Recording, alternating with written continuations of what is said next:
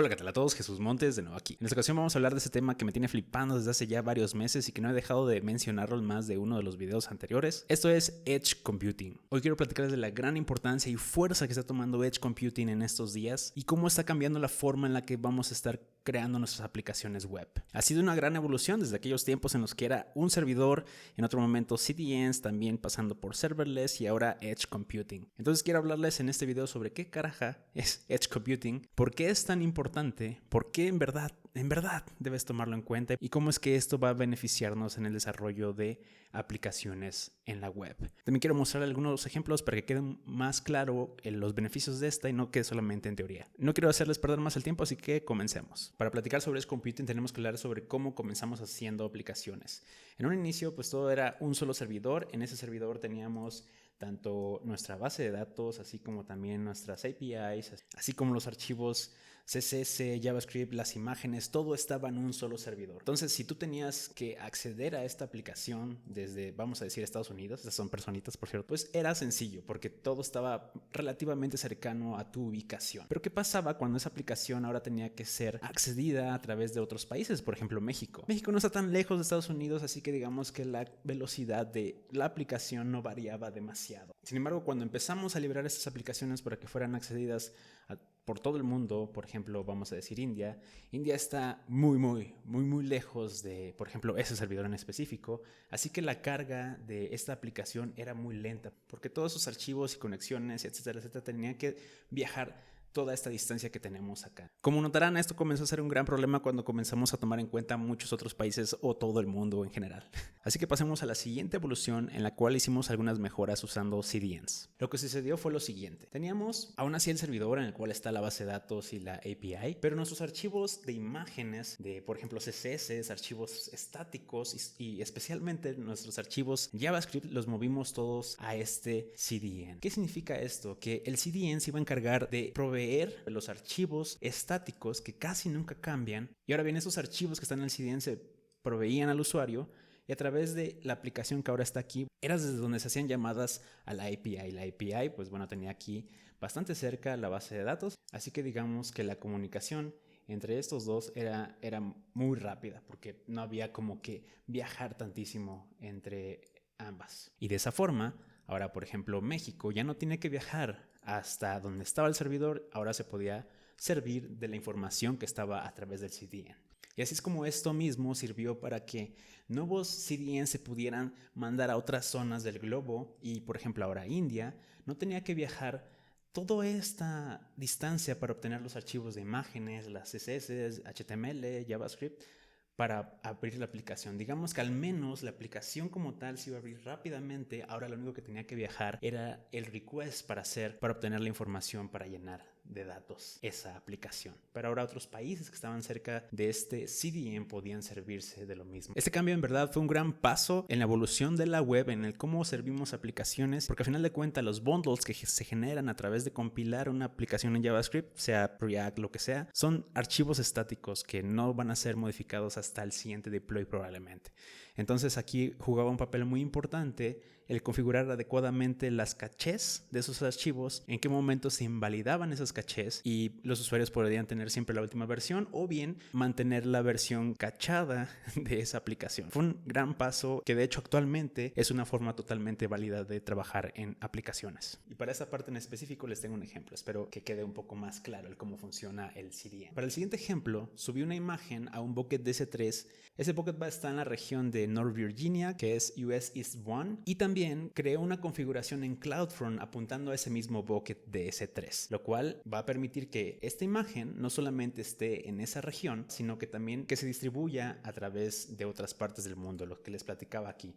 Entonces, la imagen normal está, digamos, en un bucket que está por acá, pero gracias a CloudFront pude mandar esa imagen a esos otros lugares. Entonces la prueba que me gustaría hacer es usando este Performance Test de KeyCDN, el cual nos va a permitir acceder a estas URLs en diversas partes del mundo. Entonces vamos a darle clic en Test a ambos para ver qué sucede. Notemos del lado izquierdo, en la parte de Time to First Byte, los tiempos en los que estamos cargando la imagen en estas partes del mundo: Frankfurt, Ámsterdam, por ejemplo aquí en India, Estados Unidos. Los tiempos más cortos van a ser los de Estados Unidos porque están más cerca del bucket de C3. De hecho, vamos a volver a correrlo para ver qué tanto cambia estas llamadas y creo que es más o menos constante-ish.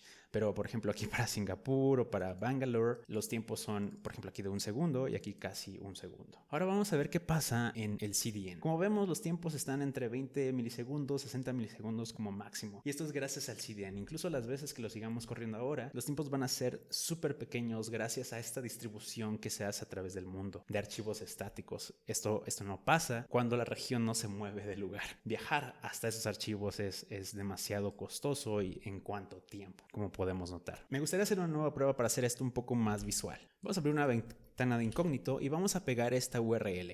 Vamos a darle Enter y bueno, como estamos en México, esta imagen se cargó muy rápido. Pero esto no va a ser el caso cuando estemos en otras partes del mundo. Me gustaría simular entonces que estamos en India. Vamos a irnos hasta allá y vamos a volver a hacer esta misma prueba para ver qué tanto varía visualmente. Vamos a abrir otra ventana de incógnito, vamos a abrir la imagen. Y si vemos cómo está tardando, esto es la experiencia que tendría alguien viviendo en esa parte del mundo. Ahora, como ya se hizo la caché y yo vuelvo a cargar la imagen, ahora va a ser instantánea, ¿sí? Ya no va a haber ese problema porque ya estamos cachados y ya no tenemos que hacer ese viaje hasta North Virginia. Y esa es la magia de los CDNs y que es tan poderosa e importante para nuestras aplicaciones. Pero ahora vámonos a Edge, esta parte que se va a poner muy muy intensa. Algo que les mencionaba con el CDN es que cuando tú tenías que hacer un request tenías que irte. De todos modos tenía que hacer este viaje hasta esta parte del mundo nuevamente. A pesar de que nuestros archivos ya estaban allá estáticos, el request tenía que viajar hasta acá. Ahora vamos a la evolución. Edge Computing. En este caso Edge es como una mezcla entre tener un CDN para tus archivos estáticos y tener el poder de computación. Ya no únicamente tus archivos estáticos van a estar distribuidos en todo el mundo, sino también la habilidad de poder ejecutar código en esas partes del mundo, lo más cercano a tus usuarios. Entonces, ¿qué pasa ahora? Ahora las llamadas van a ser súper rápidas porque ahora tu página que está aquí en tu CDN va a llamar a tu API que está en esta parte del mundo. Entonces es como el request, en lugar de viajar hasta North Virginia, ahora sería de esta forma, muy rápido. Entonces esa habilidad de mover el poder de cómputo lo más cercano a donde están tus usuarios es lo que está muy importante, muy fuerte. Hoy en día ya hay varias tecnologías que nos permiten hacer deploys a Edge de una forma muy sencilla, por ejemplo Vercel y Dino. Y para eso también les tengo un ejemplo, así que vamos a verlo para que quede un poco más claro. Ya subí una función a Lambda que está súper sencilla. También subí una función similar a Dino y es muy similar a esta. En Lambda hacemos una respuesta que solamente es un hello from Lambda y en Dino Deploy hacemos igual una respuesta que dice hello from Dino, la cual creamos usando Fresh, que de hecho este ejemplo, si quieren verlo un poco más a detalle, vean el video anterior, hablo específicamente de los beneficios de Fresh en este caso. Sin más, vamos a hacer esta prueba. En la parte de la izquierda vamos a notar que para Nueva York, para Dallas, que son los más cerca, son milisegundos. En verdad fue bastante poco. Vamos a darle test nuevamente y vamos a ver que algunos tiempos bajaron significativamente. Esta es la forma en la que funcionan las lambdas, son más event driven.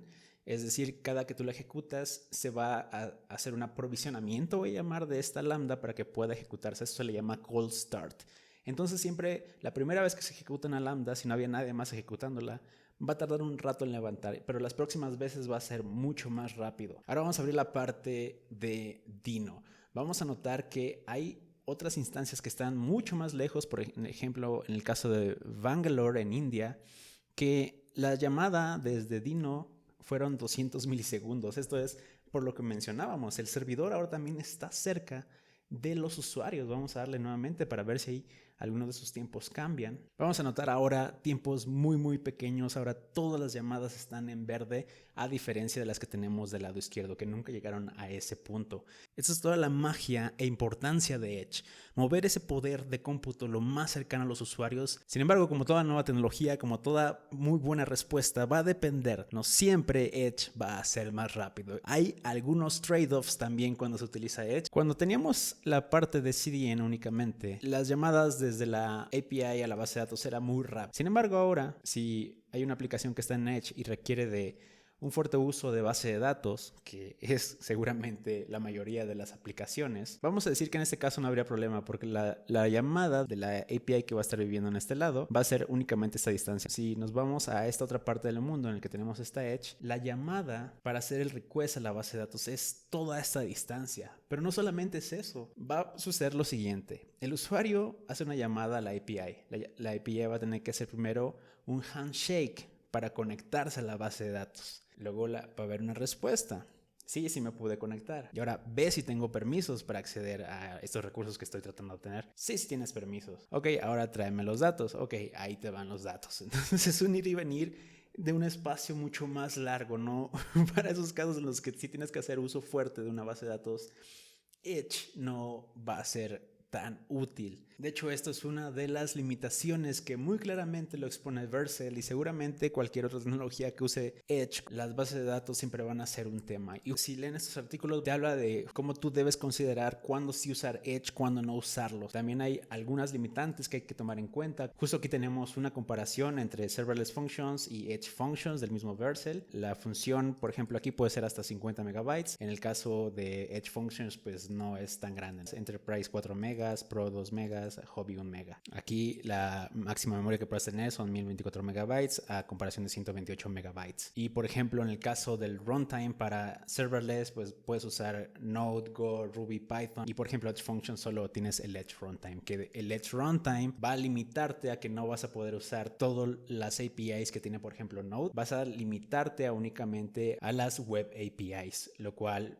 vas a tener que hacer uso de fetch, de request, de response, que justo como mencionábamos en el video anterior es lo que hace a Edge que ya está Edge ready. Hay algunos datos importantes, como por ejemplo que si hay una capa de compatibilidad, por ejemplo para el buffer, eventos, entre otras, que puedes usar de Node, pero como tal tu aplicación sí va a funcionar bien si puedes usar únicamente web estándar. Es importante que entendamos cuáles son los casos de uso, importante cuáles son las limitantes de esas tecnologías, qué es lo que necesitamos hacer y dependiendo de eso es lo que vamos a comenzar a usar. Justo Vercel tiene una configuración en la que puedes decir, ok, mira, estas funciones como si requieren de base de datos, no las mandes a Edge. Puedes ir como configurando cuál es lo que sí te importa. Puedes tener un híbrido, vaya, en tu aplicación, dependiendo de tu caso de uso. Es importante que se lean la forma en la que escalan ambas. Cuáles son los retos que puedes enfrentar dependiendo si usas serverless, como lo que ya hablamos hace rato, como el cold start. Y también los retos que vas a comenzar a enfrentarte cuando empieces a usar Edge Computing. Hay muy buenos artículos, por ejemplo, esta de Netlify me pareció bastante padre. Esta de Vercel también siento que está muy padre. Esta otra que encontré por aquí, donde hablo un poco más de los nuevos beneficios que va a traer también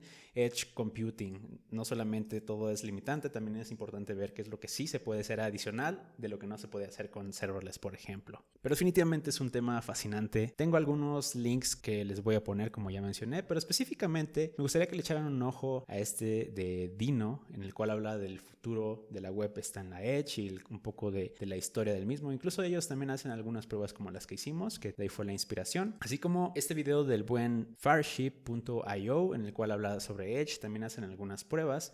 Pero sobre todo, guys, me gustaría que le echaran un ojo a este otro video, que es de el buen Theo. En este video él habla mucho más de cerca del por qué él se está moviendo de serverless y está moviéndose completamente a Edge.